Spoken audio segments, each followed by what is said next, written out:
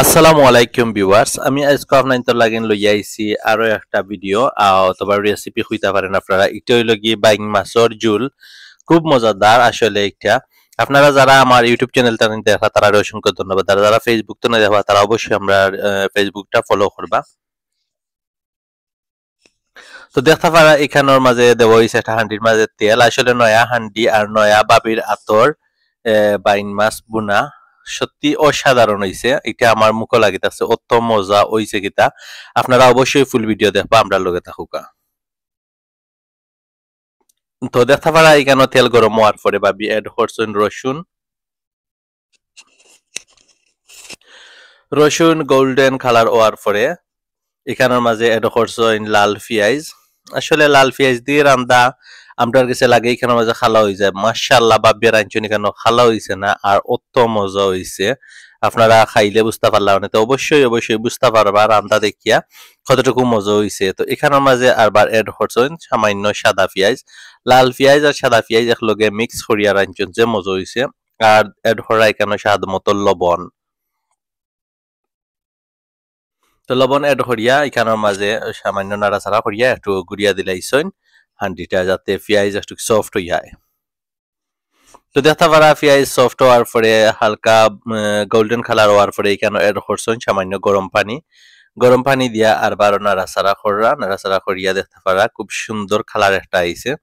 আসলে অবশ্যই আপনারা ওলা ট্রাই করবা। ই যে মজা হইছে আসলে আমার কাছে অত ভালো লাগছে, কিলা বুঝাইতাম জানি না। তো এড করা এখানের মাঝে হলুদের গুঁড়া এড করার পরে এখানের মাঝে এড করবা মরিচর গুঁড়া। তো হলুদের গুঁড়া একটা আন্দাজ করে দিবা আপনারা, মরিচের গুঁড়া দিবা আপনারা স্বাদ মতো যতটুকু জাল আপনারা পছন্দ করেন। আর যেহেতু বাইং মাছের মাঝে অত বেশি জাল খাটেও না, আমার কাছে ভালো লাগে হালকা জাল হইলে। সো এখানে এড করা ধনিয়া গুঁড়া।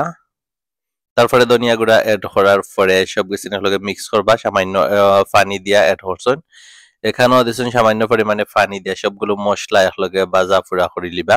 তো দেখা পারা লাড়া তেলার দিয়ে সবগুলো একলগে মিক্স হয়ে গেছে অলরেডি মাশাআল্লাহ। সো মশলাগুলো বাজা হয়ে গেছে মোটামুটি।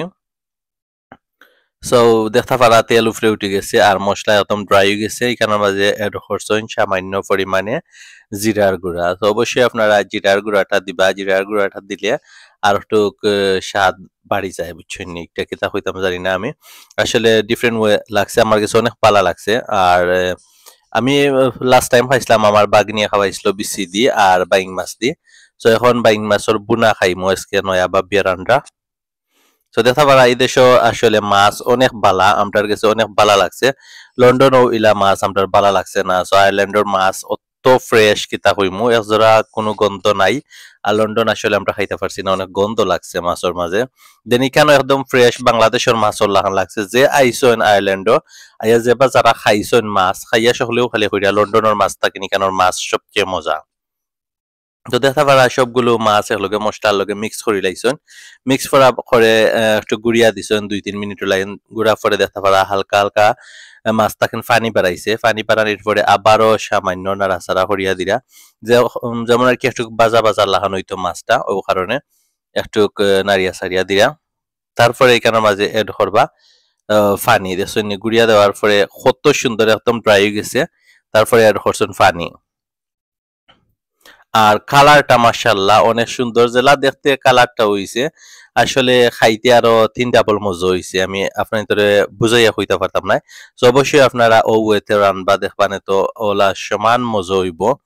আপনারা চাইলে ওলা রান্তা পারেন, রান্দিয়া খাইবা। আর এই রান্তা কি লইছে অবশ্যই জানাইবা। তো এড করে ইখানোর মাঝে বা বিয়ের হরসইন খাসা মরিচ। সো খাসা মরিচের একটা স্মেল আছে, একটা যে কোনো খাড়ির মাঝে দিলে আসলে অনেক ভালো লাগে। যেহেতু আমরা বাঙালি সিলেটি মানুষ আমি দেশি সপ্তাহ তো খাসা মরিচ এড করেন।